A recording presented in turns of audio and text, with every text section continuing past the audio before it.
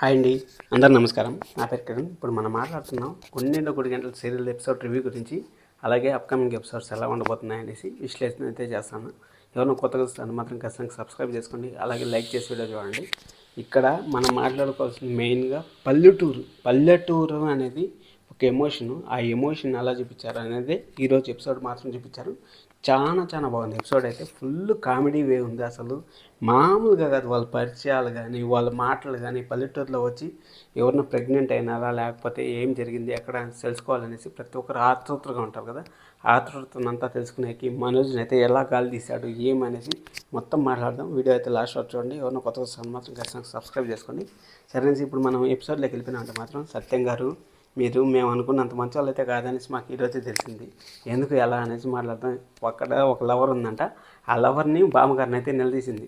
నువ్వుగా ఆ రోజు మా నాన్నగారిని వచ్చి గట్టిగా నిలదీసింటే ఈరోజు మీకు మా కొడుకులు అయ్యేవాళ్ళు అనే కొద్ది బాలు, అయ్యయ్యో ప్రభావతి గారి కడుపులో పుట్టాము మేము అనేసి బాలు బాధపడతా ఉంటాడు. బాలు బాధపడతా ఉంటే అక్కడ ప్రభావతి గారు చచ్చిపోవాలని ఉందండి ఇలాంటి డైలాగులు వెళ్ళాక అనేసి ఖచ్చితంగా ప్రభావతి గారు అయితే యాక్షన్ చేసింటారని నాకు అనిపించింది. అలాగే రోహిణి గురించి మన ఎంఎన్సీ కంపెనీలో పనిచేస్తాడు మనోజ్ గురించి, పార్క్ టెక్లో పనిచేస్తాడు మన మనోజ్. ఇంకా మనోజ్ గురించి చెప్పాల్సిన పని లేదు. ఇంక మలేషియా మావోయిస్తే ఎలా బిహేవ్ చేస్తాడు, మన ప్రభావతి గారు ఎలా బిహేవ్ చేస్తారు అనేది నేను మీకు రేపు వీడియో వస్తుంది, స్పెషల్ వీడియో అయితే వస్తుంది. అప్కమింగ్ ఎపిసోడ్స్ అనేసి వారంలో ఏం జరుగుతుంది, ఈరోజు ఇది జరుగుతుంది అనేది అయితే మీకు చెప్పబోతున్నాను. అలాగే పల్లెటూరు వాళ్ళ గురించి ఒకసారి మాట్లాడుకున్నామంటే అక్కడ వచ్చి మన ఏం నీకు భార్య కడుపు నిండా వస్తుంది అనుకుంటే బాలు, కానీ అలానే వచ్చిందంటే ఇందాక నీ డాపాలో బాగా తినిందే, కడుపు నిండా తినిందే అనేసి అండము బాలు. అంటే నీ శోభను ఎన్ని రోజులు పోస్ట్పోన్ అవ్వడం అనేసి అండము. అవంతా ఇప్పుడు రోహిణి కథ బయటపడుతుందా లేదా అనేది నెక్స్ట్ వీక్ అది నేను సపరేట్ వీడియో అయితే మీకు చేస్తాను.